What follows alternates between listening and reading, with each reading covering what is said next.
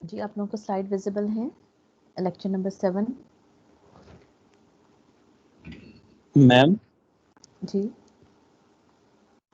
Ma'am quiz 4 बजे है ना? जी उसी टाइम पे होगा। मैंने कहा था कि अगर टाइम पे किसी को इश्यू है तो काइंडली सीआर के थ्रू कोऑर्डिनेट करें। अब इस बात को भी 4 दिन हो गए हैं लेकिन सीआर के थ्रू मुझे कोई मैसेज नहीं हुआ, तो इसलिए अब टाइम पे मैं चेंज नहीं कर रही इतने शॉर्ट टाइम के ऊपर। या तो पहले मुझे पता चल जाता ना। तो मैम कब कहा था आपने कि सीआर को पूछना है? मैंने लास्ट लेक्चर में भी कहा था, उसके अलावा क्लास के बाद मैंने एक स्टूडेंट ने मैसेज किया था, मैंने उनको रिप्लाई किया था कि सीआर के थ्रू कोऑर्डिनेट करें। ये वेडनेसडे की बात है मेरे ख्याल में। अब देखिए ना 4 दिन गुजर गए हैं, तो अब मेरा नहीं ख्याल कि मुझे चंद घंटे पहले टाइम चेंज करना चाहिए। फिर सब स्टूडेंट्स तक नहीं इन्फॉर्मेशन पहुंची तो फिर मसला हो जाएगा, आपको पता है। ठीक है, क्योंकि इस तरह सीआर के थ्रू ही अगर कोई मैसेज मुझ तक आएगा तो मैं उसको कम्युनिकेट कर सकती हूँ ना, या चेंज कर सकती हूँ। अदरवाइज फिर नहीं क्लास में आधे स्टूडेंट को बात पता होगी, आधों को नहीं पता होगी, तो एटलीस्ट सबको ये पता है कि 4 बजे क्विज का टाइम है, ताकि किसी का मिस ना हो, वरना 2 क्विज मिस हो जाएंगे अगर इस वक्त मैंने टाइम चेंज किया तो। ये 15 मिनट के क्विज होंगे या आधे आधे घंटे के होंगे, यानी कि 5 तक चलेंगे? जी बीच में मैंने आपको बताया था क्योंकि न्यूमेरिकल भी इन्वॉल्व है ना, तो फिर उसका टाइम थोड़ा सा ज़्यादा होगा। ठीक है,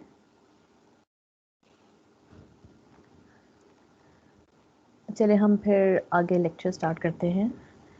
अच्छा एक चीज़ और, अभी हम कोशिश करेंगे कि आज तो हमारा ये मॉड्यूल ख़त्म हो जाए एचआर मैनेजमेंट का।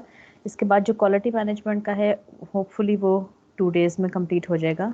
उसके बाद फिर जो स्टूडेंट्स ने मुझे कहा था कि वो रिसर्च पेपर वाले काम को कंटिन्यू कर रहे हैं, तो फिर हम उसके बाद नेक्स्ट जो भी लेक्चर होगा, या हो सकता है इसी वीक में एक अर्ली अरेंज कर लें, वो उसके ऊपर रिसर्च पेपर आपने कैसे लिखना है, प्रोजेक्ट को कैसे कंप्लीट करना है, उसके ऊपर हम करेंगे। तो वो मैंडेटरी नहीं होगा, जो लोग कर रहे हैं रिसर्च पेपर पे काम सिर्फ वही लोग वो अटेंड कर सकते हैं, बाकी लोगों के लिए एज सच मैंडेटरी नहीं है। ठीक है, तो इसको अब हम ख़त्म करते हैं इस मॉड्यूल को। नेक्स्ट जो एक टर्मिनोलॉजी है एचआर मैनेजमेंट की, दैट इज़ आरजेपीज़, जिन्हें हम रियलिस्टिक जॉब प्रीव्यू कहते हैं।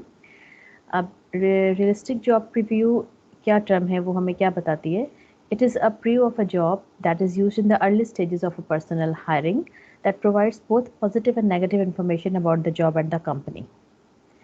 Being hired after using the RGPs, the employee enters into a contract with their eyes open, aware of what the organization will provide to them in the form of pay, hours, schedule flexibility, culture, etc., and also what will be expected from them, like late hours working, stress की condition में भी काम करना पड़ सकता है, customer interaction, high urgency, and may be you have some weekend working as well. तो RJPs का मतलब ये है कि रियलिस्टिक जॉब प्रीव्यू, यानी रियलिस्टिकली जब आप किसी कैंडिडेट को हायर कर रहे हैं और अगर आप ये चाहते हैं कि वो आपके साथ लॉन्ग टर्म काम करे, तो हर तरह की चाहे कोई स्ट्रेंथ है उस जॉब की या जो वीक पॉइंट्स हैं, वो सारे के सारे कैंडिडेट्स तक कन्वे किए जाएं। ठीक है, ये ना हो कि आप सिर्फ ये वाली चीज़ जो है जनरली लास्ट के इंटरव्यूज़ में की जाती है, जब ऑलमोस्ट आपकी तरफ से कैंडिडेट फाइनल हो जाता है, लेकिन आप फाइनल इंटरव्यू में उसको मज़ीद डिटेल प्रोवाइड कर रहे होते हैं जॉब की। तो आरजीपीज़ का शेयर करना बहुत ज़रूरी है।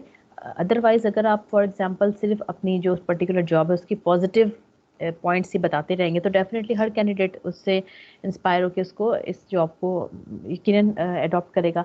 लेकिन जैसे फॉर एग्जांपल जो नेगेटिव अगर पॉइंट्स हैं उस जॉब से रिलेटेड कि आपको वीकेंड पे भी वर्किंग करना पड़ सकता है, लेट आवर्स में रुकना पड़ सकता है, इसके अलावा मे भी कुछ लोग ये चाहते हैं कि वो एक जगह पे बैठ के सिंपल काम करें within the premises of the organisation.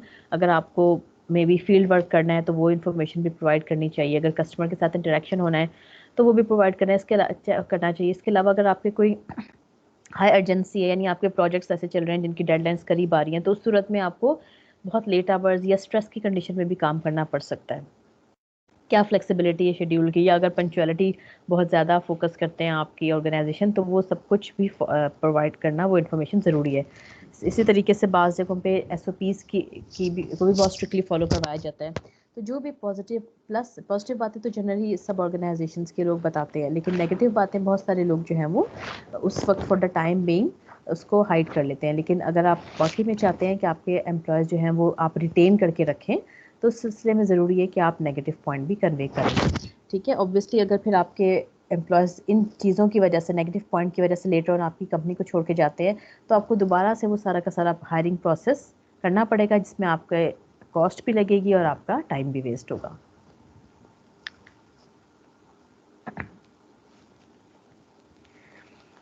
अच्छा, अब एप्लीकेशन फॉर्म भी रिक्रूटमेंट का एक प्रोसेस है कि जब आपने एडवर्टाइज़ कर दिया, जो हमने लास्ट लेक्चर में देखा था, तो एप्लीकेशन फॉर्म आप लोगों ने ख़ुद भी काफ़ी यूज़ किए होंगे जब आपने कभी जो है वो डिफरेंट यूनिवर्सिटीज़ में अप्लाई किया होगा।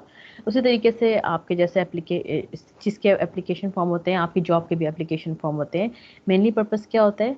The information about the applicants education and experience qualification, ताकि जो भी कैंडिडेट्स हैं उनकी एजुकेशनल बैकग्राउंड के बारे में इंफॉर्मेशन मिल जाए, और जो भी कोई एक्सपीरियंस है, अगर कोई कुछ एक्स्ट्रा स्किल्स हैं उनके पास जो कि उनकी हायरिंग में हेल्प कर सकती है, तो वो भी इसमें लिखे जाए। इसके अलावा conclusion about the applicants previous progress and growth, इससे पहले क्या क्या कोर्सेज कर चुका है वो पर्टिकुलर कैंडिडेट, किस किस पोजीशन पे उसने काम किया हुआ है, वो भी इंफॉर्मेशन मिलती है। और एक और important factor, indication of the applicants employment stability. ठीक है, यानी ये क्या पॉइंट बता रहा है, कोई इस पे कमेंट करेंगे?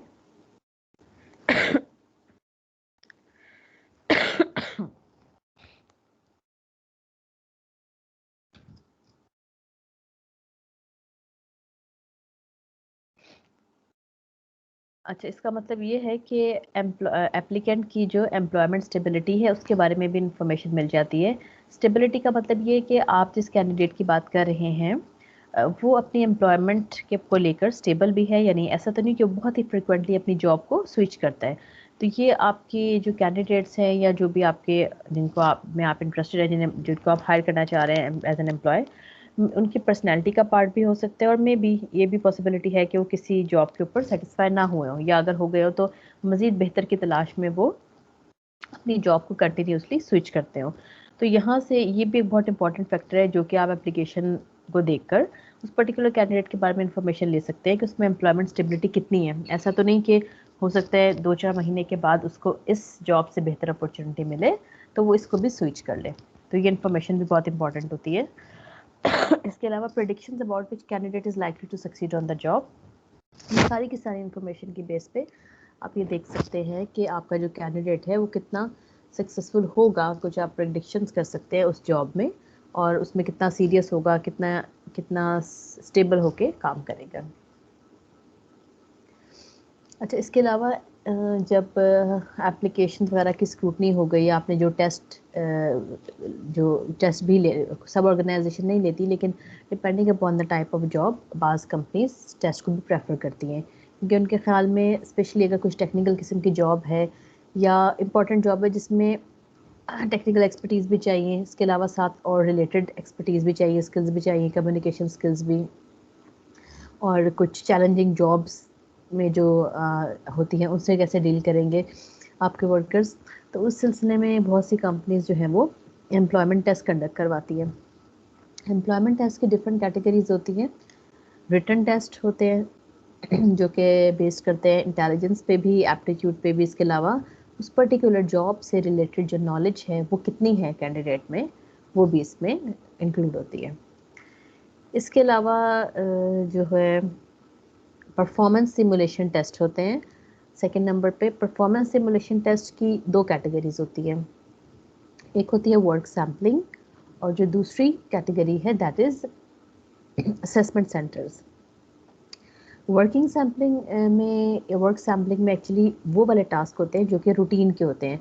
फॉर एग्जांपल, किसी वर्कर ने एक मशीन को ऑपरेट करना है, ठीक है, या कोई इलेक्ट्रिशियन की जॉब हो गई, मैकेनिक की हो गई, या शॉप फ्लोर लेवल पे जहाँ मैन्युफैक्चरिंग हो रही है वहाँ कोई एक रूटीन का काम है, बिल्कुल लोअर लेवल पे जो नॉन मैनेजरियल एम्प्लॉयज़ करते हैं। अब वर्क सैम्पलिंग का मतलब ये होता है कि वही काम जो कि आपके एम्प्लॉयर ने करना है, आप बिफोर हायरिंग उससे वो काम करवा कर देखें, ठीक है, उसको थोड़ा सा ट्रेन करें और फिर देखें कि वो कितना परफेक्टली वो काम कर रहा है। लाइक प्रोडक्शन का हो गया, क्योंकि एक रूटीन का काम है ना, एक मशीन को ऑपरेट करना है तो कैसे उसको एक प्रॉपर गाइडलाइंस में ऑपरेट कर रहा है, यानी आप उसके ऊपर टेस्टिंग करते हैं कि अच्छा जो जॉब उसने परफॉर्म करनी है लेटर ऑन, उस में वो कितना एक्सपर्ट है, ठीक है, तो वो वर्क सैम्पलिंग में आ जाती है चीज़। जो दूसरी टाइप है परफॉर्मेंस सिमुलेशन टेस्ट की, that is assessment centre. Mainly उसका काम भी यही होता है कि जो जॉब परफॉर्म करनी है वर्कर ने, आप उसी के ऊपर उसकी टेस्टिंग करें। लेकिन जो असेसमेंट सेंटर्स का कॉन्सेप्ट है वो काफ़ी मुश्किल है। मुश्किल इन एसेंस के पाकिस्तान में इतना कॉमन नहीं है, बिकॉज उसके ऊपर तो टाइम भी बहुत लगता है, इसके अलावा बहुत ज़्यादा रिसोर्सेज चाहिए होते हैं। अब असेसमेंट सेंटर्स में एक्चुअली इस तरह के लिए नहीं होती जो हमने भी वर्क सैम्पलिंग में बात की कि आपने रूटीन का काम करना है, कोई मशीन ऑपरेट करनी है, इलेक्ट्रिशियन का काम है या लेबर वर्क है आप कह लें। बल्कि असेसमेंट सेंटर्स में एक्चुअली हायर मैनेजेरियल पोजीशंस के जो काम होते हैं, एक्चुअली उसके लिए वो असेसमेंट सेंटर्स बनाए जाते हैं। मे बी आपका कोई 2 वीक्स का पूरा प्रोग्राम हो, जिससे कोई एक कंपनी या कोई एक जो है वो जो बॉडी है, गवर्निंग बॉडी, वो उसको रन कर रही हो। अब उसमें डिफरेंट तरह के टेस्ट होते हैं। उसमें ये नहीं होगा कि सिंपल एक एप्टीट्यूड का टेस्ट हो गया। अब चूंकि वो हायर मैनेजरियल पोजीशंस होती है, अब आपको पता है कि मैनेजरियल पोजीशन पे डिफरेंट चैलेंजेस आते हैं। उसमें फिर ये होता है कि डिफरेंट तरह से कैंडिडेट को जज किया जाता है कि उस पर्टिकुलर जॉब की रिक्वायरमेंट्स जो है वो कौन कौन सी स्किल्स उस पर्टिकुलर कैंडिडेट में हैं। लाइक वो टेक्निकल स्किल्स भी हो सकती है, ठीक है, तो कोई रिटन टाइप का टेस्ट भी हो सकता है। इसके अलावा उसमें कम्युनिकेशन स्किल्स इन्वॉल्व हो सकता है कुछ प्रेजेंटेशंस वगैरह करवाई जाएँ उन सब कैंडिडेट्स की। इसके अलावा ग्रुप डिस्कशंस होती हैं और फोकस ग्रुप होते हैं जो किसी कोई प्रॉब्लम, इसके अलावा गेम्स होते हैं डिफरेंट, कोई प्रॉब्लम सॉल्विंग सिचुएशन होती है, यानी एक प्रॉब्लम दे दी और डिफरेंट उस सिचुएशन में आप कैंडिडेट को डाल के देखते हैं कि अच्छा उस चैलेंजिंग सिचुएशन में या स्ट्रेस की कंडीशन में वो पर्टिकुलर कैंडिडेट कैसे बिहेव करेगा। यानी एक्चुअली आप वो सारे के सारे डाटा को कलेक्ट करते हैं कि कौन कौन सी सिचुएशंस, क्या क्या स्ट्रेस की कंडीशन, क्या क्या रिक्वायरमेंट हो सकती हैं उस पर्टिकुलर जॉब के लिए या उस मैनेजरियल पोजीशन के लिए, और फिर उन चैलेंजिंग जॉब से वो कैंडिडेट कैसे डील करेगा। कहीं ऐसा तो नहीं होता कि बहुत कॉम्प्लेक्स सिचुएशन आ गई है तो वो डिसीजन ना कर पाए, ठीक है, वो पैनिक हो जाए, ठीक है, उसको कुछ समझना है कि क्या करना है, अब आगे मैंने ऑर्डर्स कैसे देने हैं अपनी टीम को। यानी इसके अलावा यानी हम ये भी देखना चाह रहे हैं कि उसमें लीडरशिप क्वालिटीज़ हैं या नहीं। तो ये सारा कुछ देखने के लिए बनाए जाते हैं असेसमेंट सेंटर्स। लेकिन जैसे मैंने आपको बताया कि उसमें चूँकि इतनी सारी एक्सरसाइजेस करवानी होती हैं, गेम्स भी होते हैं, डिस्कशंस होती हैं, फोकस ग्रुप होते हैं और डिफरेंट यूँ समझ लें कि सिनेरियो बेस्ड टेस्टिंग होती है। तो उन सारी चीज़ों की वजह से बहुत ज़्यादा रिसोर्सेज और टाइम कंज्यूम होता है, जिसकी वजह से इनका कॉन्सेप्ट जो है वो काफ़ी कम है। लेकिन जो अच्छी कंपनीज़ हैं और वो चाहती हैं कि उन्हें एक अच्छी हायरिंग कर सके तो वो फिर बेहतर समझती हैं कि हम इस चीज़ के ऊपर भी अपने अमाउंट कुछ लगा लें, कुछ फाइनेंसेस लगा लें ताकि हमें एक बेहतर कैंडिडेट मिल जाए। और इन टेस्ट के बाद जो भी कैंडिडेट सेलेक्ट होता है, चूँकि वो सारे प्रोसेस से गुजरा हुआ होता है, तो जनरली फिर आपको एक अच्छा कैंडिडेट ही मिलता है जिसकी आप हायरिंग कर लेते हैं। तो ये एक एडवांटेज होता है इसका, लेकिन अगेन डिसएडवांटेज भी है। तो बैलेंस रखते हुए जो कंपनीज इसको अफोर्ड कर सकती हैं वो इसको रन करती हैं। इसके अलावा एक पॉलीग्राफ एंड ऑनेस्टी टेस्टिंग भी होता है, जिसे आपने शायद सुना हो लाई डिटेक्टर टेस्ट के नाम से भी। यानी कुछ डिफरेंट तरह का एक इंस्ट्रूमेंट होता है जो आपके साथ टाई कर दिया जाता है। मेनली वो आपकी 2-3 चीज़ों को मेजर कर रहा होता है, आपके ब्लड प्रेशर को, इसके अलावा आपकी मेरे ख्याल में स्किन की इलेक्ट्रिसिटी को और कंडक्टिविटी को। इसके अलावा एक आध चीज़ और होती है। तो मेनली डिफरेंट उनका ये ख्याल है जो लोग ये टेस्ट करते हैं कि जब कोई पर्सन या कोई कैंडिडेट जो है वो कुछ डिसऑनेस्टी की स्टेटमेंट दे रहा होता है, यानी वो सच नहीं बोल रहा होता, तो उसकी ये जो है ब्लड प्रेशर राइज कर जाता है या हार्ट बीट चेंज हो जाती है, कुछ इसमें डिफरेंट पैटर्न जनरेट होना शुरू कर देते हैं। लेकिन इसके ऊपर काफ़ी जो है वो आर्गूमेंट्स चल रहे हैं अभी, ठीक है, ये कोई फाइनलाइज नहीं है। कुछ लोग इसको सिंपल एक मिथ समझते हैं। तो लेकिन अगर अगेन कुछ depending upon the type of companies, जिन लोगों को इससे कुछ पॉजिटिव रिजल्ट्स मिले हैं वो अभी भी इसको यूज़ कर रहे हैं। यानी आप लाई डिटेक्टर को यूज़ करते हैं कि आपका जिस कैंडिडेट की आप हायरिंग कर रहे हैं, मे बी उसकी जॉब रिक्वायरमेंट ऐसी है कि जहाँ पे बहुत ज़्यादा ऑनेस्टी रिक्वायर्ड है। वैसे तो हर जॉब में चाहिए होती है, लेकिन उस सिचुएशन में फिर वो लाई डिटेक्टर को यूज़ करते हैं। जी तलहा, आपने कुछ पूछना है?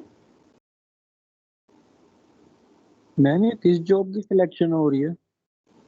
किसी की भी हो सकती है। हम सिर्फ एक टेस्ट की बात कर रहे हैं कि ये टेस्ट जो है वो हो सकते हैं जो डिफरेंट कंपनीज लेती है या ले सकती हैं, हर कंपनी नहीं लेती, ठीक है। जैसे ये जो हम ओके। लास्ट की बात कर रहे हैं परफॉर्मेंस सिमुलेशन टेस्ट वगैरह, ये जनरली बहुत कॉमन नहीं है, ठीक है। स्पेशली पाकिस्तान में इनका कॉन्सेप्ट बहुत ज़्यादा कॉमन नहीं है, लेकिन बाहर की कंपनीज जो हैं वो इनको अडॉप्ट भी करती हैं, ठीक है। इसके अलावा ओके मैम। ग्राफोलॉजी ग्राफोलॉजी जो है वो एक्चुअली होते हैं हैंड रिटन टेस्ट, यानी आपकी जो हैंड राइटिंग होती है उससे आप किस तरह से लिखते हैं, क्या किस तरह से स्ट्रोक्स देते हैं, और किस फॉर्म में आप अपने हैंड को मूव करते हैं, उससे थोड़ा सा आपकी पर्सनैलिटी को जज किया जाता है। यानी ये साइकोलॉजिकल किस्म के भी टेस्ट होते हैं कि जो इससे अंदाज़ा लगाते हैं कि अच्छा आपकी हैंड राइटिंग, आपका लिखने का तरीका वो ये बता रहे हैं कि आपकी पर्सनैलिटी किस किस्म की है, ठीक है। अब इसके लिए भी जनरली अगर इस तरह के टेस्ट लेने हैं तो फिर आप एक्सपर्ट हायर करते हैं प्रॉपर एरिया के, और फिर वो टेस्ट कंडक्ट होता है। तो depending upon the type and nature of the job and the available resources and the time availability decide किया जाता है कि कौन कौन से टेस्ट किए जाएं। मेनली जो हमारे यहाँ सबसे ज़्यादा कॉमन है वो ये आपका फर्स्ट वाला कवर होता है, यानी कि रिटन टेस्ट, जो कि आपके इंटेलिजेंस को चेक करते हैं, आपके एप्टीट्यूड को, आपकी टेक्निकल नॉलेज को, और जॉब रिलेटेड अगर कोई रिक्वायरमेंट्स है उसको, ठीक है।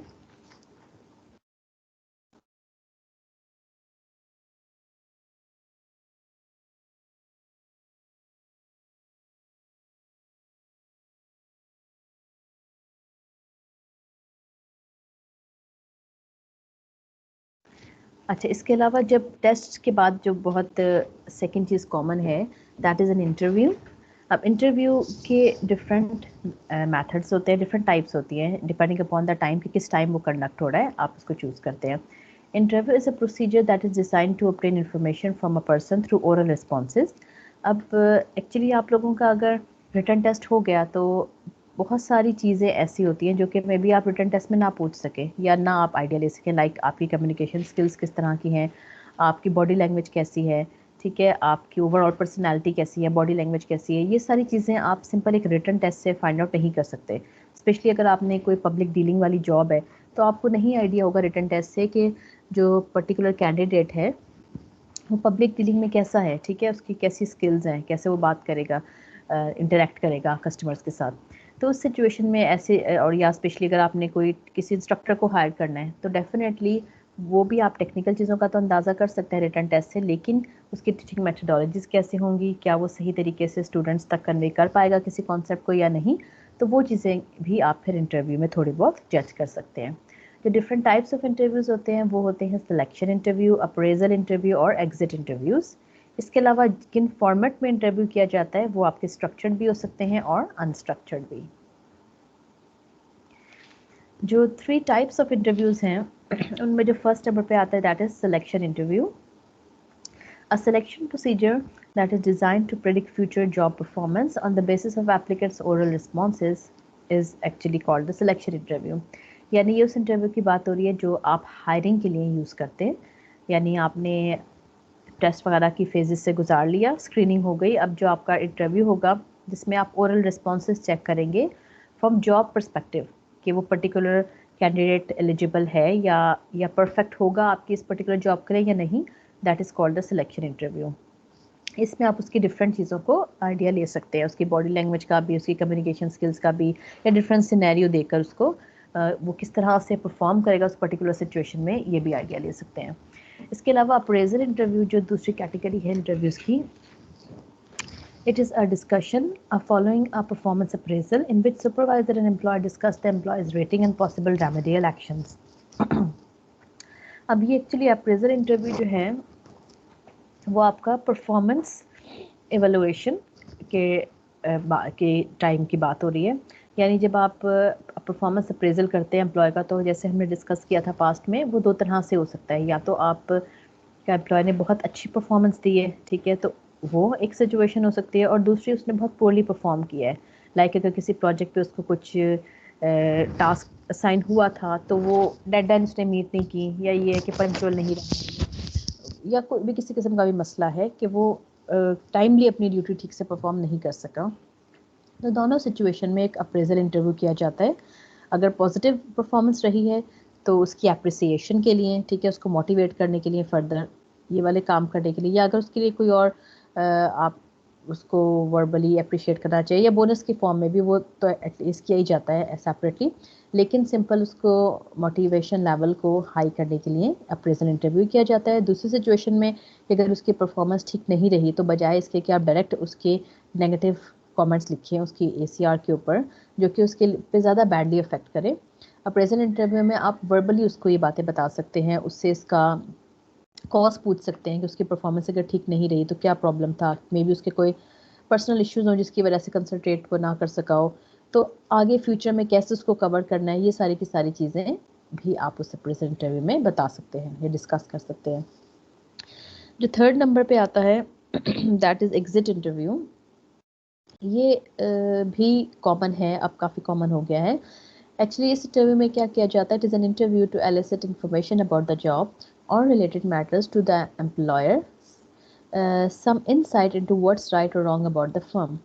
अब एग्जिट इंटरव्यू मीन्स के आप का जब कोई एम्प्लॉय आपकी कंपनी को छोड़ के जा रहा है, मे बी उसको अगर आपने फॉर एग्जांपल खुद टर्मिनेट किया है, ठीक है, तब हो सकता है ये इतना इम्पोर्टेंट ना हो as compare to in that situation कि आपका एम्प्लॉय जो है खुद किसी वजह से आपकी कंपनी को छोड़ रहा है, ठीक है। तो उस सिचुएशन में ज़्यादा ज़रूरी हो जाता है कि आप ये पता करें कि उसके छोड़ने का क्या रीज़न है, ठीक है। एक तो ऑप्शन हो सकती है ना कि चले उसको इससे बेहतर अपॉर्चुनिटी मिल गई, लेकिन हर दफ़ा ये केस नहीं होता। मे बी कुछ कंपनी की ऐसी पॉलिसीज़ हों जिनसे वो कंफर्टेबल ना हो, या मे बी वो अपने सुपरवाइजर्स के साथ काम करने में कंफर्टेबल ना हो, उसको वर्किंग एनवायरनमेंट पसंद ना हो, या उसको लगता हो कि उसकी जो कैपेबिलिटीज़ हैं उसके अकॉर्डिंगली उससे काम नहीं लिया जा रहा, हो सकता है वो ओवरबर्डन किया जाता हो। There can be multiple reasons, ठीक है। तो अच्छी कंपनीज होती है, अच्छे एम्प्लॉयर्स होते हैं, वो ज़रूर एग्जिट इंटरव्यू पे फोकस करते हैं ताकि उन्हें ये पता चल सके कि अगर हमारे बहुत अच्छे एम्प्लॉयज़ कंपनी को छोड़ के जा रहे हैं, ठीक है, तो उनका क्या रीज़न है।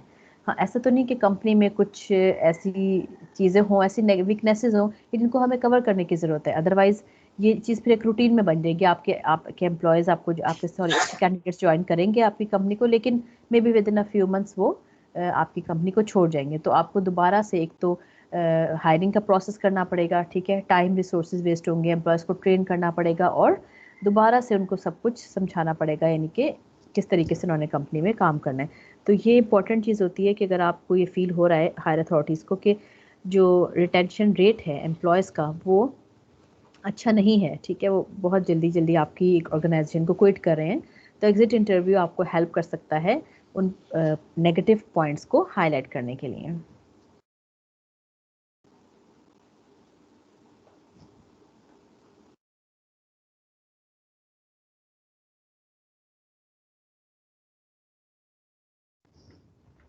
अच्छा, इसके अलावा फॉर्मल जो इंटरव्यूज़ के होते हैं वो दो तरह के हो सकते हैं, अनस्ट्रक्चर्ड और structured.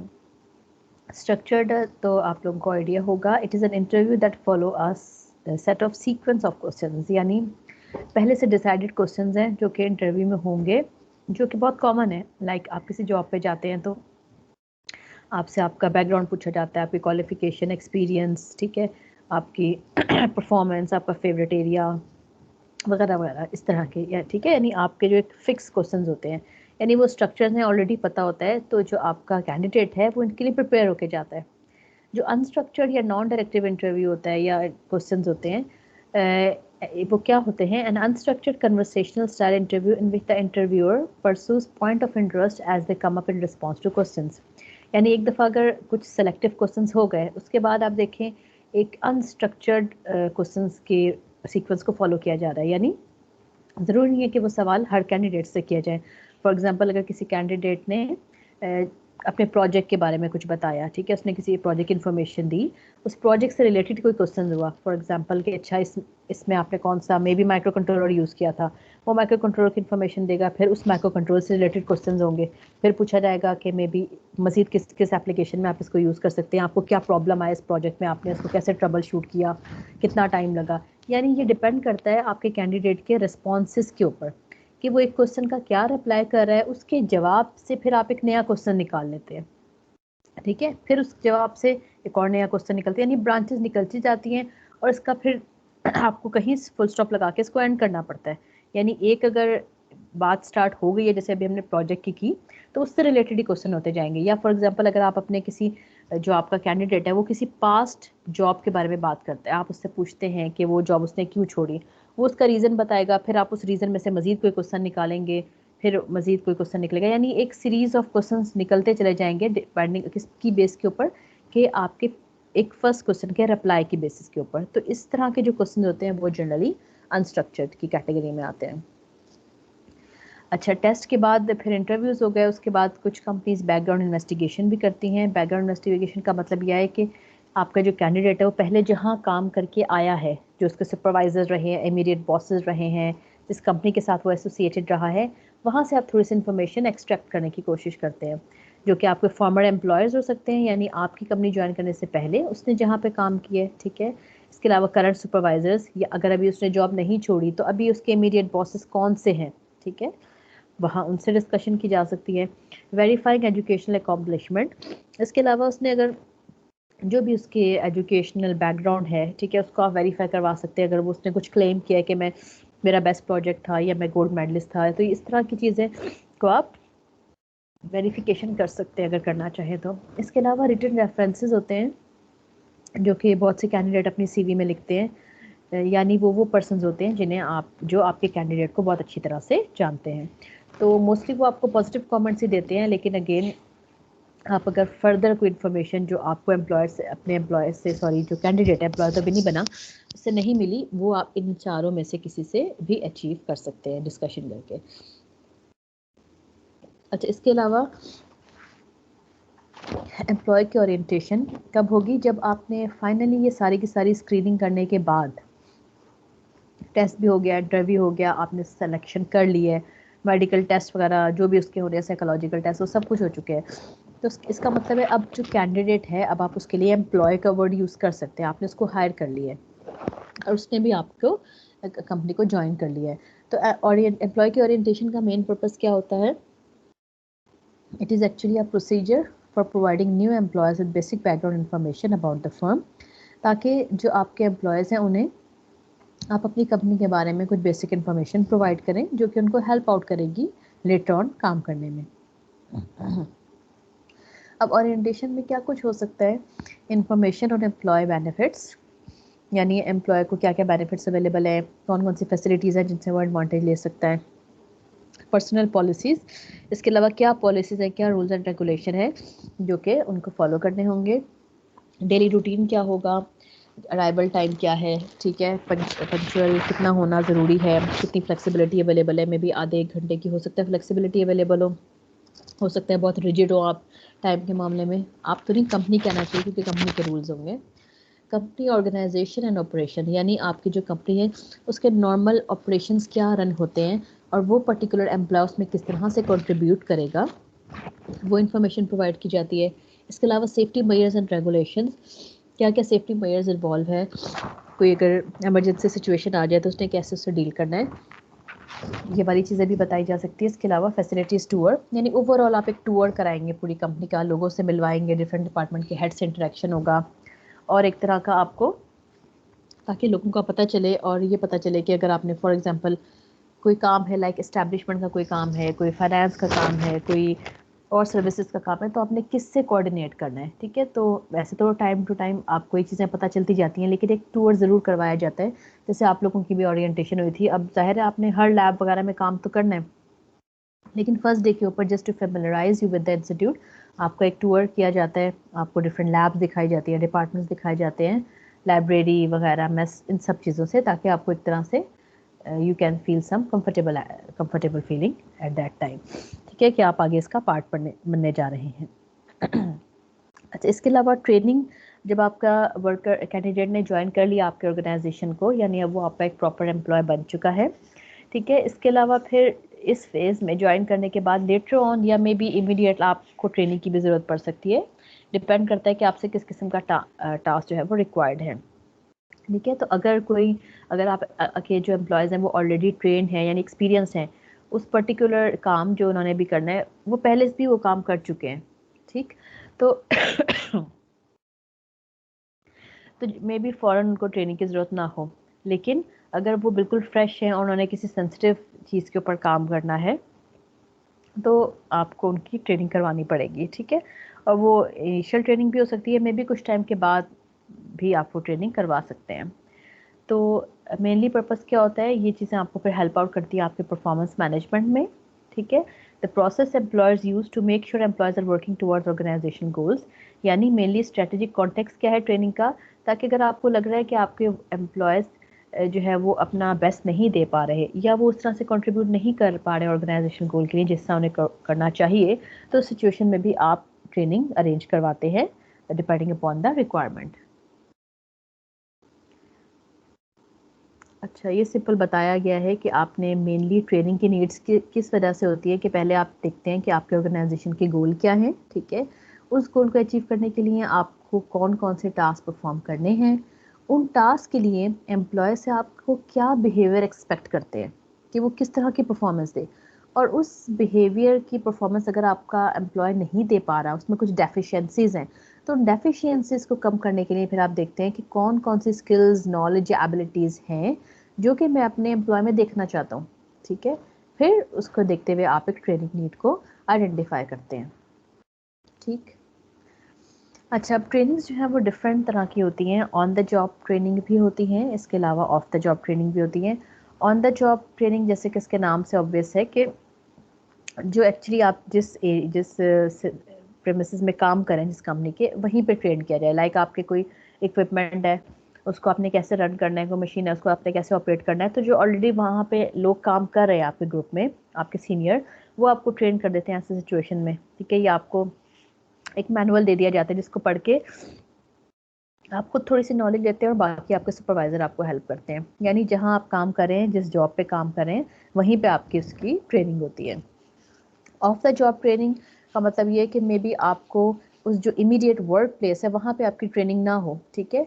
May be you have to switch to some specialist training centre और सम कॉलेजेस, सम इंस्टीट्यूट, या किसी और सेकंड कंपनी में आपको जाना पड़े जो कि आप को फिर ऑफ द जॉब ट्रेनिंग देगी। यानी हो सकता है, ये जनरली ऐसी सिचुएशन में होता है कि जब जो आपके ट्रेनिंग एक्सपर्ट होते हैं वो अवेलेबल नहीं होते, ठीक है।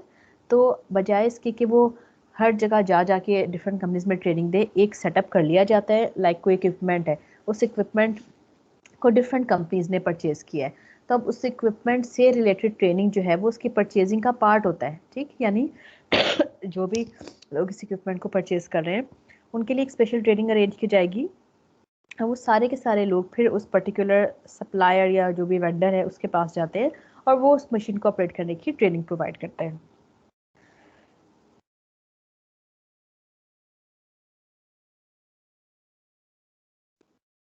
ठीक है, तो जो ऑफ द जॉब ट्रेनिंग होती है ये लोकल भी हो सकती है, बाद सिचुएशन में फॉरेन ट्रेनिंग भी होती है अगर आपका इक्विपमेंट कहीं बाहर से आपको प्रोवाइड किया गया है।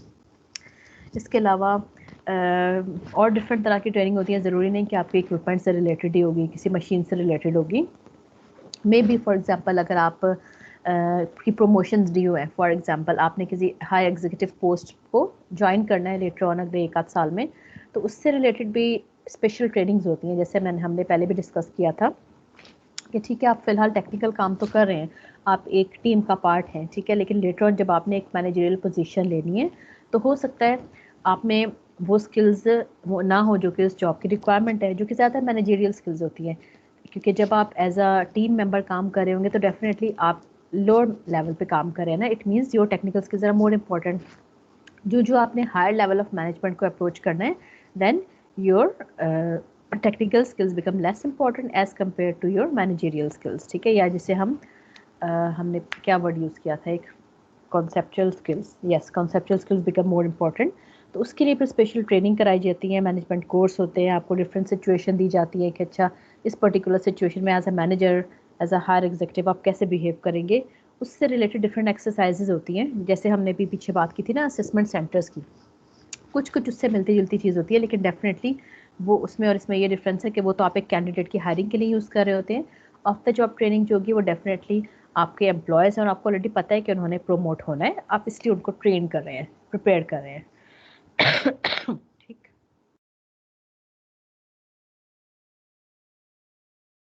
अच्छा, मैं 2 मिनट्स की ब्रेक लूँगी क्लास, ठीक है।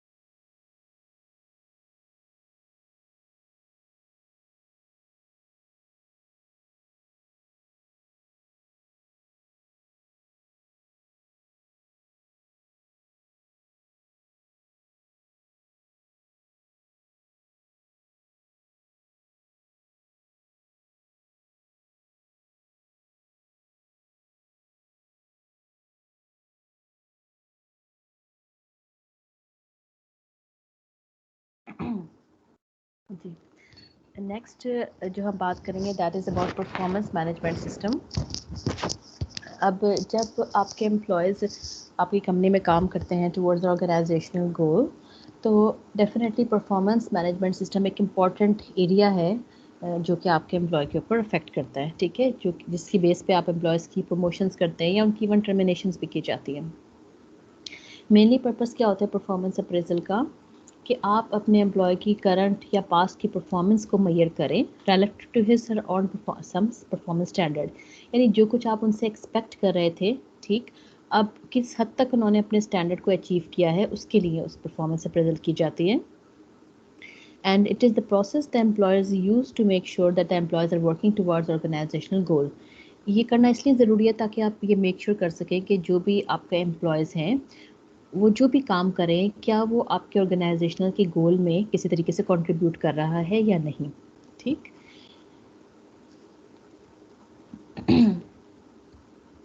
मेनली अप्रेज क्यों किया जाता है परफॉर्मेंस को? Appraisals play an integral role in the employers performance management process.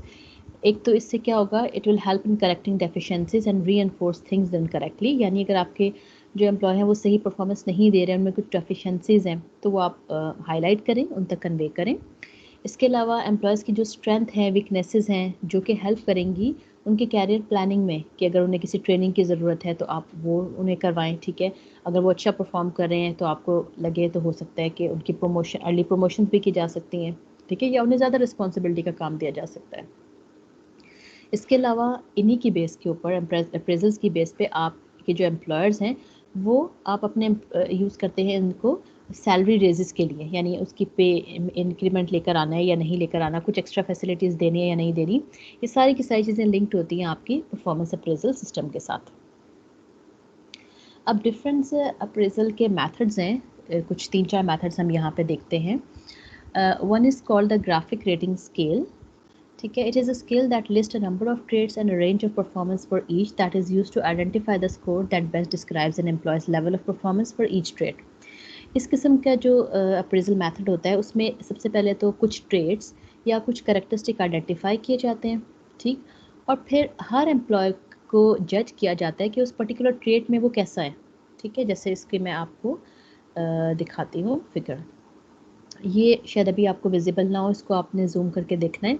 जैसे आप देखें ऊपर लिखा हुआ है एम्प्लॉय का नाम, टाइटल, जो उसकी पोजीशन है, वो सारी इन्फॉर्मेशन, और इसके अलावा इस पे कोई ट्रेड ये नज़र आ रहे हैं आपको लेफ़्ट साइड पे, ठीक है। जैसे फर्स्ट नंबर पे है क्वालिटी, सेकंड नंबर पे है प्रोडक्टिविटी, थर्ड नंबर पे जॉब नॉलेज, फोर्थ नंबर पे रिलायबिलिटी है शायद, ठीक है। इस तरह के ट्रेड्स होंगे, यानी ठीक है। और आगे आपका रेटिंग स्केल गिवन है, यानी रेंज गिवन है कि अच्छा अगर आप इसको मे बी 90 से 100 तक की रेंज में आ रहा है तो इसका मतलब है वो आउटस्टैंडिंग होगा, ठीक है। तो आपने वो उसको रैंक करना है, और साथ अगर कोई एडिशनल कमेंट्स देना चाह रहे हैं, कुछ एक्स्ट्रा डॉक्यूमेंट लगाना चाह रहे हैं तो वो लगा देंगे, ठीक है। आप देखिए ऊपर इसमें ना लेबलिंग भी की गई है, यानी ओ स्टैंड्स फॉर आउटस्टैंडिंग, वो किस रेंज में आ रहा है, V stands for very good, ठीक है, कि अगर आप वेरी गुड इसको रेंज कर रहे हैं, मे बी वो 75 से 90 तक की रेंज में हो। Similarly good, improvement needed, ordinary. इसके अलावा जो है वो नॉट रैंक जनरली उस वक्त किया जाता है जब फॉर एग्जांपल जो आपका एम्प्लॉयर्स ने आपके साथ एक ज़्यादा टाइम नहीं गुजारा, ठीक है। तो जब आप अप्रेजल करते हैं तो मोस्टली उसमें एक ड्यूरेशन होती है कि अगर उससे कम ड्यूरेशन पे आपका एम्प्लॉय आपके साथ रहा है तो फिर आप जनरली उसकी ACR या नहीं फिल करते, या अप्रेजल उसका इस तरह से नहीं होता, तो फिर आप उसको रैंक नहीं कर सकते। इट मीन्स अभी उसने इतना टाइम आपके साथ स्पेंड नहीं किया कि आप उसके बारे में ज़रा कॉन्फिडेंट होकर कोई कमेंट दे सकें, ठीक है। यानी इसमें क्या होगा, एक पर्टिकुलर ट्रेड होगा, हर ट्रेड के बारे में आपने बताना होगा कि वो जो पर्टिकुलर एम्प्लॉय है वो इस ट्रेड में कैसा परफॉर्म करता है, पंचुअल वो कितना है, उसको टेक्निकल नॉलेज कितनी है अपने काम की, किस क्वालिटी का वो काम करता है। तो एंड में जाके फिर वो सारा रिजल्ट कंपाइल होता है और उसकी बेस के ऊपर फिर उसके मार्क्स लगते हैं, ठीक है। लाइक जैसे आपके अपना रिज़ल्ट होता है ना कि डिफरेंट सब्जेक्ट्स हैं, हर सब्जेक्ट का अपना अपना ग्रेड होगा, कोई मार्क्स होंगे जिसकी बेस पे ओवरऑल आपका सेमेस्टर का GPA कैलकुलेट होता है। तो सिमिलरली आप उसको इससे लिंक कर सकते हैं कि हर ट्रेड के ऊपर आपके कुछ मार्क्स लगेंगे और इन द एंड आप ओवरऑल फिर इसका कोई रिजल्ट सामने आएगा, ओवरऑल मार्क्स आपको मिलेंगे मे बी आउट ऑफ 100। अच्छा, इसके अलावा जो सेकेंड मैथड है that is alternate ranking method. Ranking employees from best to worst on a particular trait, choosing highest then lowest until all are ranked. अब alternate ranking का मतलब ये है कि आपने रैंक करना है एम्प्लॉयज़ को हर ट्रेट के ऊपर। रैंक मीन्स उनको नंबर असाइन करने हैं 1 2 3 4 5 6 जैसे पोजीशंस होती हैं। जैसे यहाँ पे आप देखिए ये जो फॉर्म है अल्टरनेट रैंकिंग स्केल का, सबसे पहले आपने मेंशन करना है ऊपर कि किस ट्रेट की बात हो रही है। क्वालिटी की बात हो रही है, पंक्चुअलिटी की बात हो रही है, रिलायबिलिटी की बात हो रही है, या नॉलेज जॉब नॉलेज की बात हो रही है, वो ट्रेट आप मेंशन करेंगे। उसके बाद आप देखें ये 1 to 20 नंबर्स लगे हुए हैं, यानी फॉर एग्जांपल अगर आप बात कर रहे हैं क्वालिटी की, तो क्वालिटी में आप देखेंगे ये हम सपोज कर रहे हैं कि आपके 20 एम्प्लॉयज़ हैं उस डिपार्टमेंट में, आपने उन 20 को रैंक करना है। तो क्वालिटी वाइज कौन सबसे बेस्ट एम्प्लॉय है आप उसको नंबर 1 पे लिख देंगे, हु इज़ एट नंबर 2 वो आप 2 के आगे लिख देंगे, 3 के आगे लिखेंगे third number and so on. यानी जो सबसे जो होगा ना एम्प्लॉय जो पुअर परफॉर्म कर रहा होगा for the trait of quality, उसका नाम सबसे एंड पे आ जाएगा यानी कि 20th नंबर पे। ठीक है, तो अगर आपके एम्प्लॉयज़ ज़्यादा हैं, मे बी 50 हैं, तो फिर आपको 50 तक नंबरिंग करनी पड़ेगी। यानी आप सिंपल सबसे बेस्ट लिखेंगे नंबर 1 पे, सबसे वर्स्ट जो है वो लास्ट नंबर पे आ जाएगा, सेकंड बेस्ट 2 पे आ जाएगा, सेकंड लास्ट जो वर्स्ट है वो 19 नंबर पे आ जाएगा। तो इस तरह से आप सारे एम्प्लॉयज़ को रैंक कर लेंगे। नेक्स्ट जो मेथड है that is paired comparison method. Ranking employees by making a chart of all possible pairs of employees for each trait and indicating which is the better employee of the pair. यानी अब इसमें क्या करना है, इसका हम chart देखते हैं। ये है आपका वो जो है पेयर्ड कंपैरिजन का। इसमें हम क्या करते हैं, इसमें आप देखें सबसे पहले तो आपने ट्रेट को आइडेंटिफाई करना है, उसके बाद आपने पेयर बनाना है। लाइक ऊपर जो आपको नज़र आ रहे हैं एम्प्लॉयज़ ABCDE, ठीक है, वो आपके फॉर एग्जांपल 5 एम्प्लॉयज़ हैं, उनको आप कंपेयर कर रहे हैं, ठीक है, 1 by 1। वर्टिकली भी आप देखें आपको यही नाम नज़र आ रहे हैं ABCDE, यानी आपने हर एम्प्लॉय को किसी दूसरे के साथ कंपैरिजन करना है कि ये उससे बेटर है या नहीं है। ठीक, जैसे आप ये देखें फर्स्ट वाले ब्लॉक को अगर हम देखें, लाइक A आर्ट जिसका नाम है, वो अब जाहिर है अगर आप वर्टिकल कॉलम केस तो अपने आप से तो वो कंपेयर नहीं होगा, इसका मतलब है यहाँ हमने कुछ मेंशन नहीं किया। सेकंड कॉलम में अगर आप आ जाएं B that is Maria, we are comparing her sorry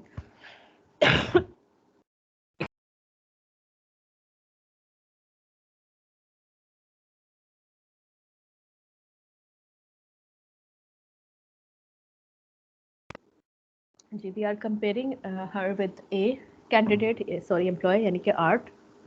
और आप देखिए हमने यहाँ पे प्लस का साइन लगाया, it means she has shown better performance in the trait of quality of work as compared to the employee A। ठीक है, यानी in comparison to the other employee आपने प्लस या माइनस का साइन लगाना है। लाइक सी अगर ए से बेटर परफॉर्म करे तो उसके थर्ड कॉलम में प्लस का साइन आएगा, टॉप रो पे की बात हम कर रहे हैं।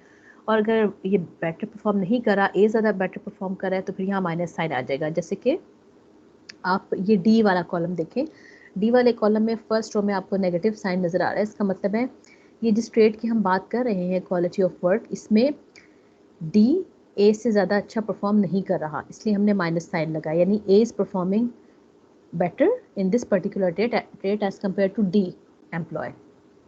सिमिलरली ई की बात हम करें तो ई की परफॉर्मेंस भी लोअर है as compare to the performance of A. अब एंड में आपने क्या करना है, एंड में आपने हर कॉलम के पॉजिटिव साइंस को ऐड कर लेना है। जिसके भी पॉजिटिव साइन ज़्यादा होंगे इसका मतलब है that particular employee is considered to be the best in that particular trait. Like अगर आप फर्स्ट ट्रेट की बात करें क्वालिटी ऑफ वर्क की, तो उसमें जो सेकंड कॉलम है यानी कि बी एम्प्लॉय मारिया, उनके 1 2 3 4 पॉजिटिव साइंस हैं। इसका मतलब है ये इस पर्टिकुलर ट्रेट में सबसे हाईएस्ट हम रैंक कर रहे हैं। सिमिलरली जो नेक्स्ट ट्रेट है दैट इज़ क्रिएटिविटी, उसमें अगर आप देखें तो हमारे पास जो फर्स्ट वाला एम्प्लॉय है ए, उनके सबसे ज़्यादा पॉजिटिव साइंस है यानी कि 4। तो हम कहेंगे कि इस क्रिएटिविटी का जो ट्रेट है इसमें जो बेस्ट परफॉर्म करें वो हमारे एम्प्लॉय ए यानी कि आर्ट है। ठीक, जिसके ज़्यादा नेगेटिव साइन होंगे इसका मतलब वो सबसे वर्स्ट परफॉर्मेंस दे रहा है इस पर्टिकुलर ट्रेट के ऊपर। अच्छा, जो लास्ट का है performance appraisal method, that is forced distribution method. It is similar to grading on a curve. Predetermined percentages of rates are placed in various performance categories, just like we can say relative grading. यानी ये एक तरह का relative grading type का की performance appraisal होता है, जिसमें आपका डिसाइडेड होता है कि अच्छा आपके 15% जो है, फॉर एग्जांपल ये एग्जांपल लिखी हुई है, आपके हाई परफॉर्मर होंगे, जो आपके हाई एवरेज परफॉर्मर है, यानी जो सेकंड आपने विंडो बनाई है, वो 20% लोग होंगे। थर्ड नंबर पे आपके कुछ 30% होंगे जो कि एवरेज परफॉर्मेंस दे रहे होंगे, 20% low average performance and 15% lower performance. यानी जैसे आपके ग्रेड्स नहीं होते, उस तरह आप एज्यूम कर सकते हैं A minor, B plus, B minor, और डिफरेंट कैटेगरीज बना सकते हैं। यानी इसका मतलब है कि relative to the other employee आपने परफॉर्मेंस को ग्रेड करना है। फॉर एग्जांपल एक एम्प्लॉय हो सकता है बहुत अच्छा परफॉर्म कर रहा हो, लेकिन कुछ एम्प्लॉयज़ उससे भी ज़्यादा बेहतर परफॉर्म कर रहे हो, जिसकी वजह से वो टॉप के 15% हाई परफॉर्मर की विंडो में ना आए, ठीक है, तो ऑटोमेटिकली वो नीचे वाली विंडो में चला जाएगा, हालांकि वो अपनी तरफ से अपना बेस्ट दे रहा होगा। यानी जैसे आप कह रहे हैं कि आपने बहुत अच्छी परफॉर्मेंस दी एग्ज़ाम में, लेकिन इवन देन आपसे थोड़ी सी बेहतर किसी और ने दे ली, तो आप ए वाली विंडो से निकल के ए माइनर की विंडो में आ गए। तो बिल्कुल एग्जैक्टली वही वाली चीज़ यहाँ पे फॉलो होती है कि आपके 15% ज़्यादा हाई परफॉर्मर नहीं होंगे, ठीक है। तो आप सेकंड विंडो में चले जाएंगे। अब अगर आपके 20% हैं हाई एवरेज परफॉर्मर, यानी कि सेकंड जो आपने विंडो बनाई है, तो उसमें भी हो सकता है एक एम्प्लॉय अपनी तरफ से बेस्ट दे रहा हो अपना, लेकिन वो उस विंडो में भी ना आ रहा हो, वो लोअर विंडो में चला जाए। यानी relative to the other employees आपको ग्रेड किया जाता है या आपको अप्रेज किया जाता है, ठीक है। तो इसका फ़ायदा भी है, फ़ायदा इन द सेंस कि अगर बहुत आप एवरेज परफॉर्म कर रहे हैं, यूँ समझ लें, तो भी आप अपनी तरफ से हो सकता है आपको लगे कि आपकी परफॉर्मेंस में भी जो है वो बहुत अच्छी नहीं रही, आपने बहुत एवरेज परफॉर्म किया है, तो आप लोअर विंडो में होंगे। लेकिन कुछ लोग ऐसे होंगे जो आपसे भी ज़्यादा पुअर परफॉर्म कर रहे होंगे, तो ऑटोमेटिकली आप कहीं सेंटर की विंडो में चले जाएंगे, ठीक है। तो ये चीज़ आप में थोड़ा सा ये भी होता है कि आप अगर एवरेज परफॉर्म करके भी आप सोचें कि मैं तो सेंटर की विंडो में हूँ, तो फिर आप अपनी परफॉर्मेंस को इम्प्रूव नहीं करेंगे। ये थोड़ा सा डिसएडवांटेज है इसका। एडवांटेज इसका ये है कि आप अगर अपना टारगेट बना लें कि नहीं आपने हमेशा हाई परफॉर्मर की विंडो में रहना है, तो आप बेस्ट काम कर भी रहेंगे तो भी आप किसी ना किसी तरीके से उसमें इम्प्रूवमेंट लाने की कोशिश करते रहेंगे, ठीक है। तो ये हमारा टॉपिक ख़त्म होता है। एक छोटा सा नेक्स्ट लेक्चर और है जो मैं 2 मिनट्स की ब्रेक के बाद दोबारा स्टार्ट करती हूँ।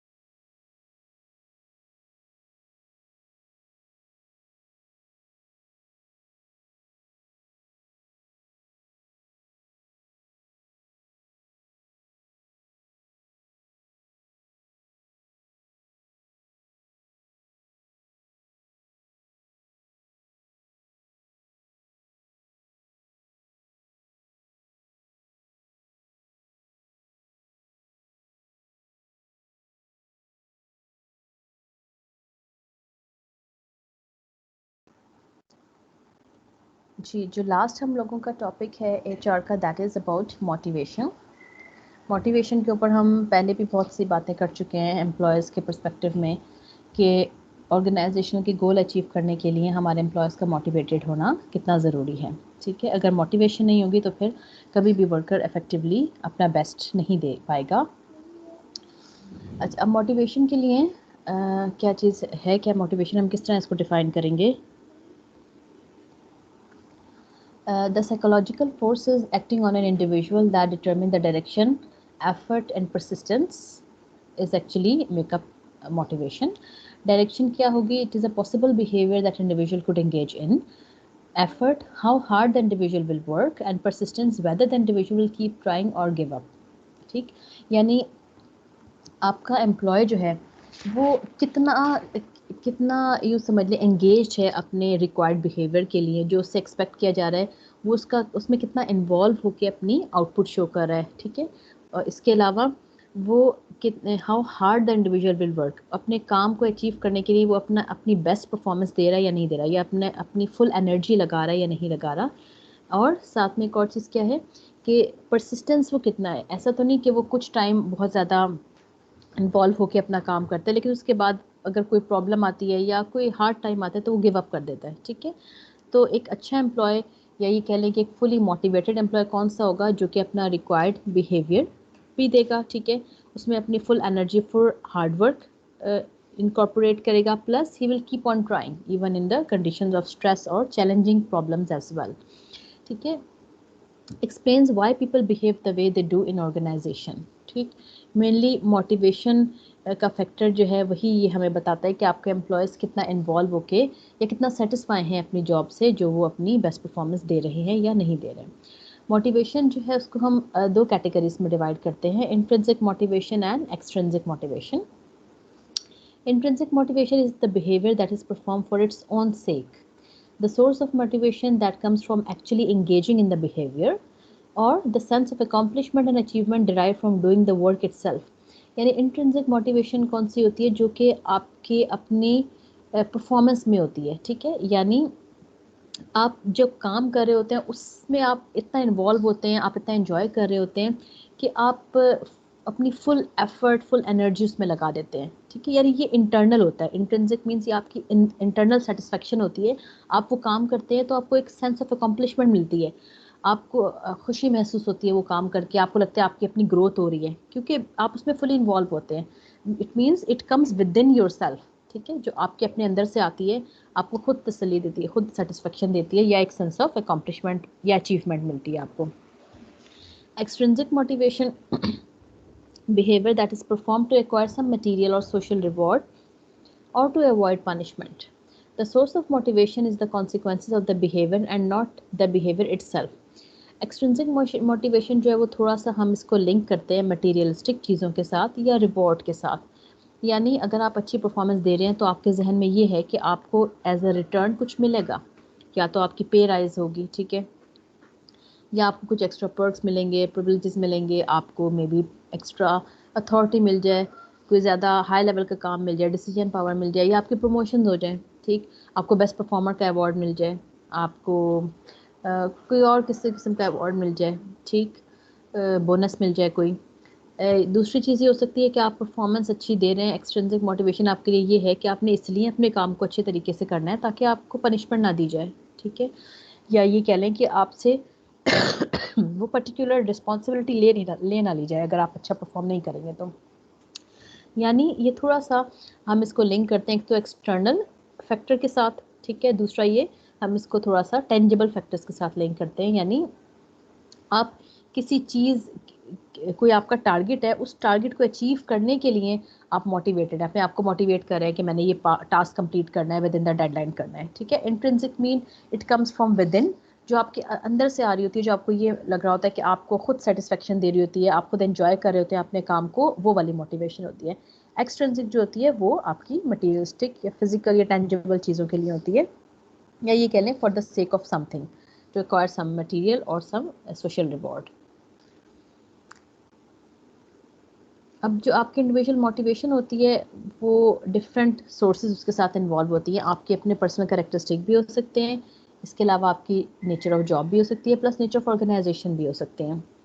यानी ये सारी की सारी चीज़ें आपकी मोटिवेशन पे अफेक्ट कर रही होती हैं। हो सकता है आपकी अपनी पर्सनैलिटी इस किस्म की हो कि जो काम आपको असाइन किया हुआ है आप उसको एंजॉय नहीं कर रहे, ठीक है, आप उसमें कोई इंटरेस्ट नहीं है, मे बी आपके सिर्फ कोई फाइनेंशियल ऐसे इश्यूज़ हैं जिसकी वजह से आप वो जॉब या वो टास्क करने पे मजबूर है, otherwise you don't have any interest in that particular assignment. तो वो भी एक सिचुएशन हो सकती है, फिर अपने आप को मोटिवेट करना ऐसे सिचुएशन में काफ़ी मुश्किल होता है। या ये कह लें कि नेचर ऑफ जॉब यानी जो आपकी स्किल्स हैं, जो आपका एप्टीट्यूड है, उसके अकॉर्डिंगली आपकी प्लेसमेंट नहीं हुई थी, तो वो भी एक बहुत बड़ा फैक्टर होता है कि आपकी डीमोटिवेशन का, कि आप जो काम करना चाह रहे हैं आपको आपकी कैपेबिलिटीज़ के अकॉर्डिंगली टास्क असाइन नहीं हुआ, जो कि आपकी डीमोटिवेशन का बायस बनता है। इसके अलावा नेचर ऑफ ऑर्गेनाइजेशन, बाज़ ऐसी एम्प्लॉयज़ होते हैं जो कि अगेन काम कर रहे होते हैं लेकिन वो उस ऑर्गेनाइजेशन में ही कंफर्टेबल फील नहीं करते, ठीक है, या तो आपके मे बी इमीडिएट सुपरवाइजर्स के साथ आपकी यूँ समझ ले नहीं बनती, उनके साथ कुछ पर्सनैलिटी क्लैशेस होते हैं आपके, या ओवरऑल आपको ऑर्गेनाइजेशन का एटमॉस्फेयर नहीं पसंद, लेकिन अगेन कुछ इश्यूज़ हैं जिनकी वजह से आपको ये जॉब करनी है because you don't have any other options. तो उस सिचुएशन में भी आपको अपने आप को मोटिवेट करना बहुत मुश्किल होता है। तो इंट्रिंसिक और एक्सट्रिंसिक मोटिवेशन दोनों बहुत इंपॉर्टेंट चीज़ें हैं और दोनों ही कुछ ना कुछ जो है वो कंट्रीब्यूट करती हैं कि आपकी जो परफॉर्मेंस है वो बेहतर से बेहतरीन की तरफ जाए। अच्छा, इसके अलावा दो और टर्मिनोलॉजीज जो मोटिवेशन के साथ या मोटिवेशन इक्वेशन के साथ एसोसिएटेड हैं वो आउटकम और इनपुट हैं।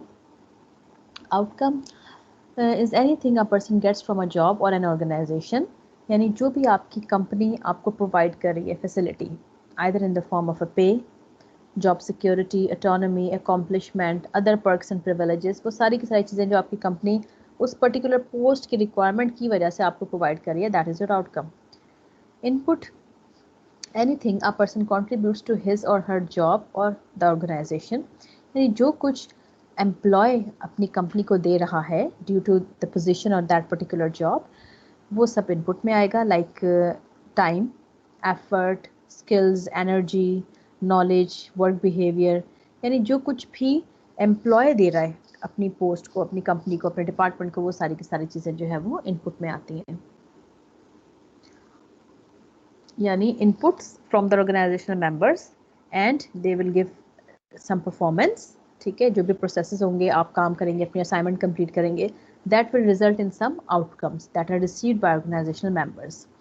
परफॉर्मेंस में क्या कुछ आएगा, जो भी आप कंट्रीब्यूट कर रहे हैं अपनी ऑर्गेनाइजेशनल की एफिशिएंसी इंक्रीज़ करने के लिए, डेफिनेटली आप जिस भी पोस्ट पे काम कर रहे हैं कोई ना कोई आपकी उस पोस्ट की रिक्वायरमेंट होगी, ठीक है, किसी ना किसी तरीके से आपकी जो इंडिविजुअल कंट्रीब्यूशन है वो कंट्रीब्यूट करेगी टुवर्ड्स ओवरऑल ऑर्गेनाइजेशनल गोल्स, ठीक है। तो वो सारी की सारी चीज़ें यानी जिसकी वजह से आपकी कंपनी की परफॉर्मेंस इंप्रूव हो रही है या गोल्स अचीव हो रहे हैं, वो सारी की सारी आपके परफॉर्मेंस में आएगी, because attainment of organisational goal ये चीज़ हो रही है आपके परफॉर्मेंस की तरह से। हो सकता है आपके शॉर्ट टर्म गोल्स हो या आपके इंडिविजुअल गोल्स हो, लेकिन डेफिनेटली वो जब आपकी ऑर्गेनाइजेशन के विजन और मिशन के साथ लिंक करेंगे तो it means you are contributing something to the organization goals.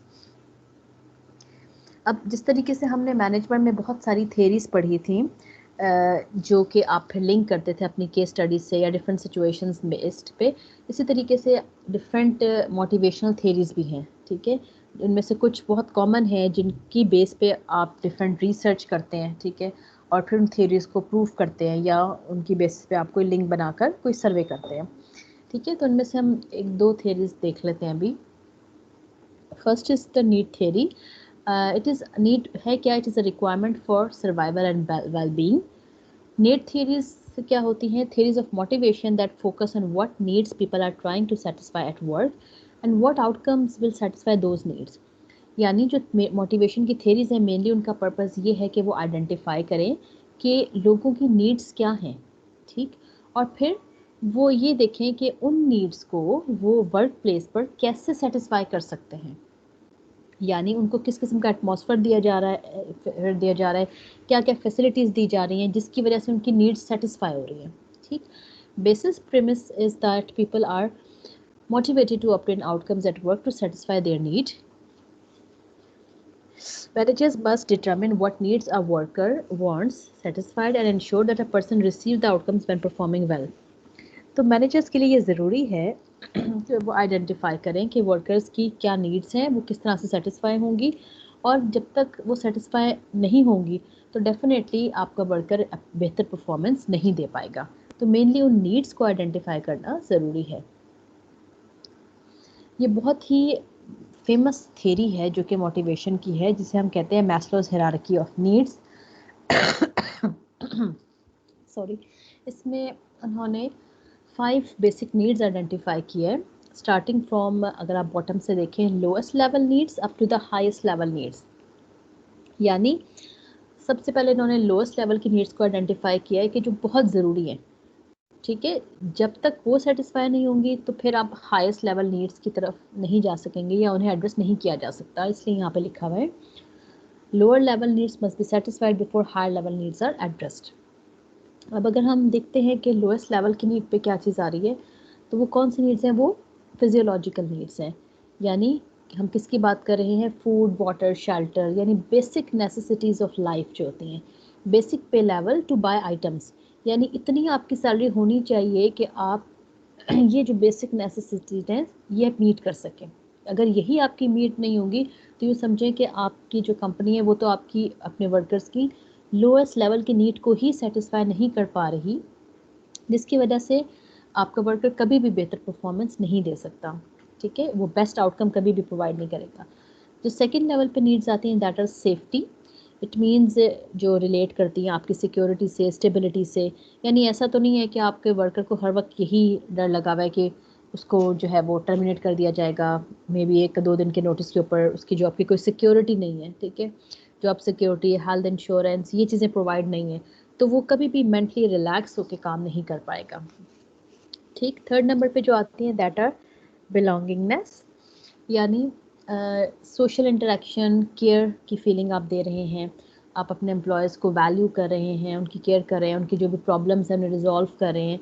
यानी कि हम ये भी देख सकते हैं कि आपका जो इंटरपर्सनल रिलेशन है, ठीक है, वो कितना स्ट्रॉन्ग है अपने वर्कर्स के साथ, कि अगर उन्हें कोई प्रॉब्लम है तो वो आपसे आके शेयर कर सकते हैं या नहीं कर सकते, या आपका बहुत ही फॉर्मल किस्म का रिलेशन है कि आप सिर्फ प्रोफेशनली डिस्कशन करते हैं, इसके अलावा ना आपको उनकी प्रॉब्लम्स का पता है, ना कोई केयर है, ना कोई रिस्पेक्ट है, ना ही आप उनसे डिस्कस करते हैं इन मैटर्स को।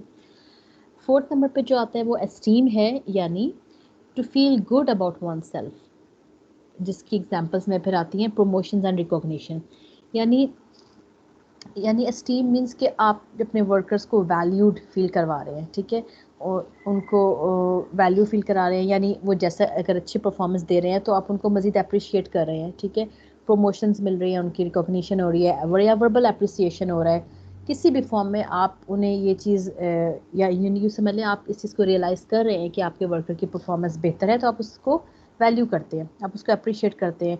ये ऐसा सिस्टम नहीं है कि चाहे आप पूरा परफॉर्म करें, चाहे बेस्ट परफॉर्मेंस दें, आपको इक्वली ग्रेड किया जाएगा, ठीक है। ये वाली फीलिंग नहीं आनी चाहिए। यानी आप ये समझ लें कि जो है वो प्रॉपरली मॉनिटरिंग हो और प्रॉपरली आपकी इवैल्यूएशन हो रही है, परफॉर्मेंस इवैल्यूएशन।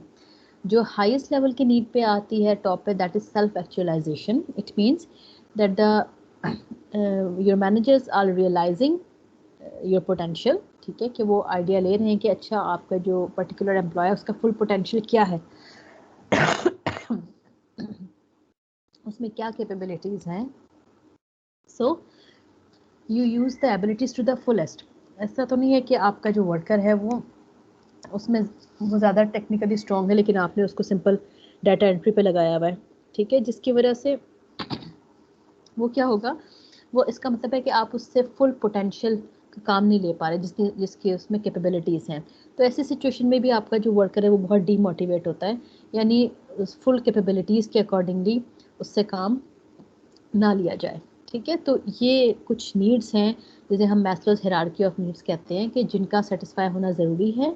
अगर ये सारी नीड्स सेटिस्फाई होंगी तो डेफिनेटली आपका वर्कर अपनी बेस्ट परफॉर्मेंस देगा और उसकी परफॉर्मेंस जो है वो ऑर्गेनाइजेशनल गोल को अचीव करने में लिए आपको हेल्प आउट करेगी। लेकिन इंपॉर्टेंट चीज़ क्या है, इनका लेवल, यानी स्टार्ट कहाँ से होना है, लोअर लेवल पे। सबसे लोएस्ट लेवल की नीड्स जब सेटिस्फाई होंगी उसके बाद फिर आप सेकेंड, थर्ड, फोर्थ, फिफ्थ यानी कि हायर लेवल की नीड्स की तरफ जाएंगे। पहला पर्पस क्या है, you have to satisfy the lowest level needs, जिन्हें हम बेसिक नेसेसिटीज ऑफ लाइफ कहते हैं, वो सेटिस्फाई होना ज़रूरी है। अच्छा, इसके अलावा एक और जो सेकंड थ्योरी है that is Adams equity theory. It focuses on people's perception of the fairness of their work outcome in proportion to their work inputs. ठीक है, अब इसमें हम क्या करते हैं, एक्चुअली एक तो एक रिलेटिव आउटकम होती है, ठीक है, relative outcome to input ratio comparison to oneself और टू अनदर पर्सन, जिसे हम रेफरेंट कह रहे हैं, as similar to oneself. यानी एक स्टैंडर्ड लिया हुआ है या ये कहने कि एक रेफरेंस पॉइंट लिया हुआ है परफॉर्मेंस का, आपने उससे कंपेयर करना है अपने वर्कर की परफॉर्मेंस को। Equity exist when a person perceives that their outcome slash input ratio to be equal to the reference ratio. यानी आपने आउटकम और इनपुट की रेशियो निकालनी है और आपने उसको कंपेयर करना है रेफरेंट की रेशियो के साथ, कि जो भी आपका रेफरेंस पॉइंट है क्या उसकी इक्वल रेशियो आ रही है या उससे ज़्यादा आ रही है या उससे कम आ रही है। ठीक है, if the referent receives more outcome they should also give more input to achieve equity. यानी मेनली इसका पर्पस ये है कि आप फेयर हैं अपनी पेमेंट्स के सिलसिले में या नहीं। ठीक है, फेयरनेस की तरफ इसका फोकस था इस थ्योरी का। लाइक के तीन सिचुएशन लिखी हुई हैं। जो फर्स्ट कंडीशन है दैट इज़ इक्विटी कंडीशन, जिसमें जो अगर आपका पर्सन है यानी आप किसी एम्प्लॉय की बात कर रहे हैं, उसमें आउटकम ओवर इनपुट की रेशियो इक्वल है रेफरेंट की आउटकम ओवर इनपुट की रेशियो से। ठीक है, इसका मतलब ये क्या हुआ, the worker contributes more inputs but also gets more output than referent. यानी ये रेशियो सेम रह रही है। अगर आपका जो वर्कर है वो उसको आउटकम ज़्यादा मिल रही है। अब जैसे पीछे हमने आउटकम और इनपुट की डेफिनेशंस देखी थी। ठीक है, आउटकम कुछ भी हो सकती है, आपकी सैलरी, आपकी प्रमोशंस, आपकी पर्क्स, प्रिविलेजेस, इसके अलावा बाकी की चीज़ें, वो सारी आउटकम है। और इनपुट क्या है, जो आपके वर्कर्स लगा रहा है, टाइम, एनर्जी, एफर्ट। तो यानी अगर आउटकम किसी को ज़्यादा मिल रही है तो उसने इनपुट भी ज़्यादा लगाई है। ठीक है, ऐसा नहीं है कि इनपुट सेम थी और आउटकम जो है वो पर्सन की ज़्यादा आ रही है एज़ कम्पेयर टू रेफरेंट, तो फिर इक्विटी नहीं रहेगी। It means when if worker contributes more inputs then he is also getting more output, so इस सिचुएशन में आपकी इक्विटी मेंटेन रहेगी। अंडर पेमेंट इक्विटी क्या है कि आपकी जो आउटकम और इनपुट की रेशियो है वर्कर की वो लेस है as compare to the referent ratio. Means क्या सिचुएशन हो सकती है कि worker contributes more inputs but also gets the same output as reference. यानी एक वर्कर जो है वो ज़्यादा काम कर रहा है, उसकी प्रोडक्टिविटी ज़्यादा है या वो ओवर टाइम भी ज़्यादा लगा रहा है, ज़्यादा आउटपुट शो कर रहा है, लेकिन आप उसको उतना ही पे कर रहे हैं जितना कि आपका एक नॉर्मल रेफरेंट पर्सन है, जो कि ये कहने के स्टैंडर्ड है। ठीक है, उतना आप पे करें, आपको उसकी यानी आप उसको उसकी आउटकम के उसकी इनपुट के अगेंस्ट आउटपुट प्रोवाइड नहीं कर रहे हैं। यानी एफर्ट वो ज़्यादा कर रहे हैं, उसको रिटर्न में कम मिल रहा है। ओवर पेमेंट इक्विटी क्या होगी, इसका बिल्कुल रिवर्स सिनेरियो, यानी कि जब आपकी आउटकम और इनपुट की जो रेशियो है वो ज़्यादा हो जाएगी एम्प्लॉय की as compare to your reference point. Means worker contribute same inputs but also gets more output than referent. यानी इनपुट या एफर्ट तो सेम ही लगा रहा है वो, ठीक है, लेकिन उसको आउटकम या रिटर्न ज़्यादा दिया जा रहा है, सैलरी ज़्यादा दे दी गई है, कोई एक्स्ट्रा इंक्रीमेंट्स दे दिए गए हैं, एक्स्ट्रा बोनस दे दिया गया, एक्स्ट्रा फैसिलिटी दे दी गई है, जबकि वो उतना ही इनपुट या उतनी एफर्ट कर रहा है जितना कि कोई और XYZ वर्कर। तो इसका मतलब है इस केस में ये फिर अगेन इक्विटी की कंडीशन नहीं होगी, ये ओवर पेमेंट इक्विटी हो जाएगी। ठीक है, तो ये डिफरेंट सिचुएशन बन जाती हैं। मेनली इक्विटी थ्योरी का पर्पज़ ये है कि आपके वर्कर्स जितनी इनपुट लगा रहे हैं, जितनी एफर्ट लगा रहे हैं, उसके अकॉर्डिंगली ही उनको आउटकम या उनकी सैलरीज हों या बाकी की फैसिलिटीज़ प्रोवाइड की जाए, ताकि एक इक्विटी जो है वो मेंटेन रहे। अगर इक्विटी मेंटेन रही रहेगी तो डेफिनेटली ये भी जो आपके एम्प्लॉयज़ हैं उनकी डीमोटिवेशन का बायस बनेंगे। ये आगे उसी की डिस्क्रिप्शन है जो भी हमने पीछे डिस्कस किया। तो ये जो HR में के जो मोटिवेशन का टॉपिक है उसमें मैंने सिर्फ 2 थ्योरीज ऐड की हैं जो कि ज़्यादा यूज़ होती हैं। जो लोग अपना कोई प्रोजेक्ट कर रहे हैं मोटिवेशन के ऊपर एम्प्लॉय की, वो इसको इनकॉर्पोरेट कर सकते हैं अपने लिटरेचर रिव्यू के पार्ट में भी, या अपने जो उन्होंने रिजल्ट्स निकाले हैं उसमें कंक्लूजन अगर आपको इस किस्म की मिल रही हैं जो कि इस थ्योरी को सपोर्ट करती है तो आप उससे लिंक बना सकते हैं। ऐसे केस में आपकी जो रिसर्च होती है उनकी क्रेडिबिलिटी इंक्रीज़ हो जाती है। ठीक है, तो ये हम लोगों का लास्ट टॉपिक था जो HR का था। जब आप लोग ये लेक्चर रिकॉर्डेड सुन लें और अगर कोई इश्यू होता है तो आप काइंडली कोशिश करें कि इसी वीक में मुझे आप बता दें, ताकि अगर व्हाट्सएप पे या इस चैट बॉक्स के थ्रू आप बता सकते हैं, तो मैं कोशिश करूँगी कि नेक्स्ट मॉड्यूल स्टार्ट करने से पहले इसको हम देख लें। लास्ट जो हमारा मॉड्यूल है that is about quality management, जो कि 2 मे बी या 2.5 लेक्चर्स के ऊपर एक्सटेंडेड होगा।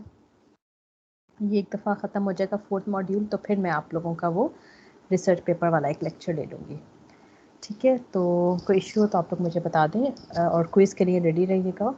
ठीक है, और टाइम पे सबमिट करवा दीजिएगा। थैंक यू, अल्लाह हाफ़िज़। अल्लाह हाफिज़ मैम।